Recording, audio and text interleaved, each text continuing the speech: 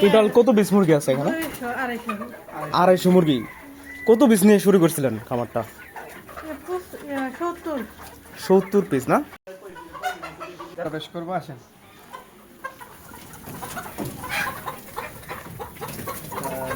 বাহ, কি চমৎকার একটা খামার। এগুলো কি সব ফার্মি মুরগি নাকি?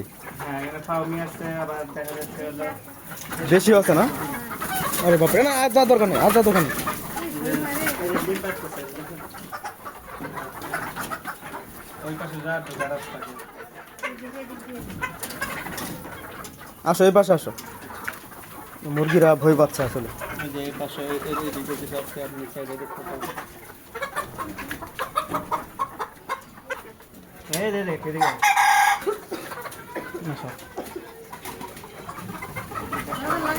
আর যেতে হবে না, ওই দিক যেতে হবে না। বাহ, চমৎকার তো। ওটার মধ্যে কি করছেন? ওই পাশে দেশি মুরগি না?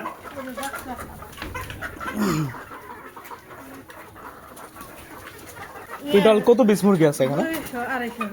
250 মুরগি। কত পিস নিয়ে শুরু করছিলেন খামারটা? 70 পিস না? তো মাত্র 70 পিস মুরগি নিয়ে শুরু করা হয়েছিল। তো এখন বর্তমান মুরগির সংখ্যা হচ্ছে 250 পিস নাকি? আরো দিন আরো বাড়তে থাকবে। ডিম পাড়তেছে। আচ্ছা, ডিমও পারে? কয়টা ডিম পারে?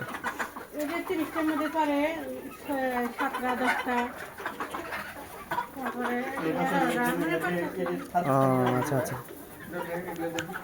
30টা মুরগি থেকে শুরু করছিল। তো এখন মোটামুটি আমরা দেখতে পেলাম যে দেশি সব এখানে 250 প্লাস মুরগি রয়েছে এখানে। আর মিশরি, আচ্ছা মিশরি আর ফার্ম, এটা কি মিশরি? আচ্ছা, এটা হচ্ছে মিশরি, আর এগুলো হচ্ছে দেশি। দেশি, এটা দেশি। আর এই পাশে মিশরি, আর ওই পাশে আমরা দেখলাম ওটা হচ্ছে ফার্মি মুরগি। তো তোমার কেমন লাগলো আসলে? আলহামদুলিল্লাহ, আমাদের এই গ্রামে যে এত সুন্দর একটা খামার তৈরি হবে আসলে কল্পনা করি নাই। তবে যিনি কষ্ট করে করতেছেন তার জন্য দোয়া এবং শুভকামনা রইল। তো যেমনটা বলছিলাম, দেখলেন আপনারা এত সুন্দর চমৎকার একটা ছোট খামার দেখলাম। 30টা মুরগি দিয়ে শুরু হয়েছিল, আজ কিন্তু স্বাবলম্বী বলা যায় আলহামদুলিল্লাহ। এখন মোটামুটি 250 প্লাস মুরগি রয়েছে এখানে। এবং পাশাপাশি রয়েছে এগুলো হলো ডিম পাড়ার জন্য। এগুলো ডিম পাড়ার জন্য, মানে এগুলো বিক্রি হয় না? না, বিক্রি করবো না। দেখি গুলো মানে ডিম পাড়ার জন্য, ডিম মুরগিও থাকলো। আর ওই যে ডিম গুলো বিক্রি করা হলো, ওখান থেকে টাকা আসলে হ্যাঁ মুরগিটা থাকে গেল। ঠিক আছে, ভালো সুন্দর। আর এই যে আমরা দেখলাম পেছনে যে পেঁপে গাছগুলো, এগুলো আপনি করছেন? খাওয়া যাবো, তুমি পাকা পেঁপে আর ওই কাঁচা গুলো বিক্রি করবো, কেজি ভাবে। আচ্ছা, আপনাকে এটা অনুপ্রেরণা কে দিয়েছিল? মানে কখন থেকে চিন্তা আসলো যে এরকম একটা খামার করবেন ছোট মোটো?